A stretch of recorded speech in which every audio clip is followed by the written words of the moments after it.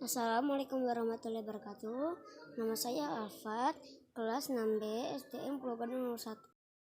Sejak kecil, Nabi Isa sudah dikaruniai sebagai macam mukjizat Allah.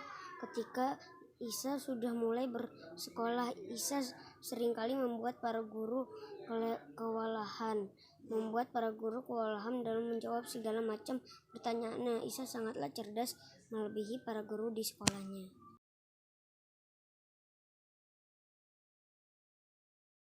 Kecerdasan Nabi Isa membuat sebagian orang merasa tidak suka.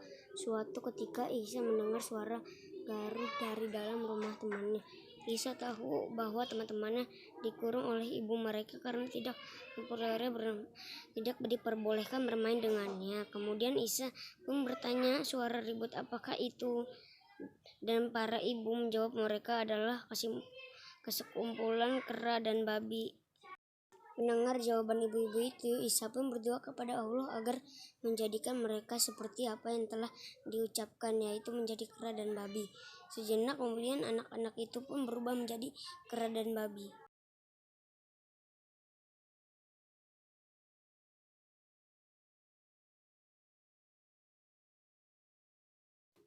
Isa tinggal selama 12 tahun di Mesir bersama ibu dan juga Yusuf Al-Nazar. Kemudian mereka pun kembali ke Palestina dan tinggal di daerah Nazaret. Ketika Isa berumur 30 tahun, Allah mengangkatnya sebagai nabi. Dialah nabi terakhir bagi kaum Bani Israel setelah Nabi Zakaria dan Nabi Yahya dibunuh oleh pasukan Raja Herodes dan bersekutu dengan kaum Bani Israel.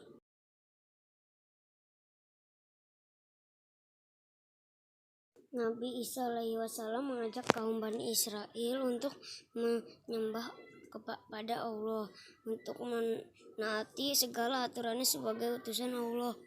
Nabi Isa mempunyai banyak mukjizat dan yang semakin menguatkan kedudukannya. Suatu ketika Nabi Isa membuat burung dari tanah liat, kemudian ia meniupnya dan atas izin Allah patung itu hidup dan berubah menjadi burung sungguhan yang bisa terbang.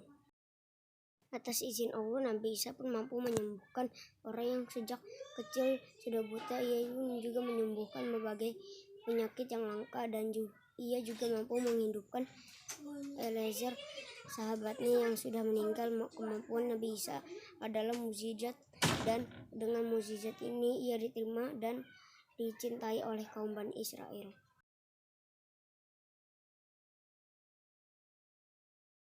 Setiap hari semakin banyak orang yang menyatakan beriman kepada Nabi Isa. Meskipun demikian, sebagai besar kaum Nabi Israel masih tetap sesat dan tidak mau bertaubat.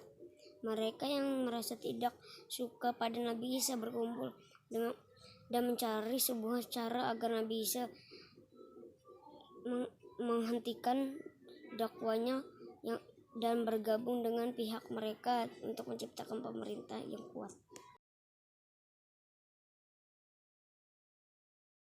Kemudian para pemimpin kaum Bani Israel menawarkan jabatan raja untuk Nabi Isa, namun sayangnya tawaran itu ditolak oleh Nabi Isa. Sikap Nabi Isa ini membuat para pemimpin Bani Israel menjadi marah. Mereka berjanji akan mencelakakan Nabi Isa di kemudian hari.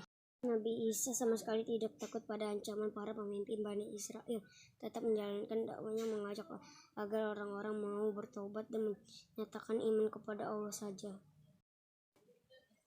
Berkata Nabi Isa, sesungguhnya aku ini hamba Allah. Dia memberiku Alkitab atau Injil dan dia menjadikan aku seorang nabi. Selesai.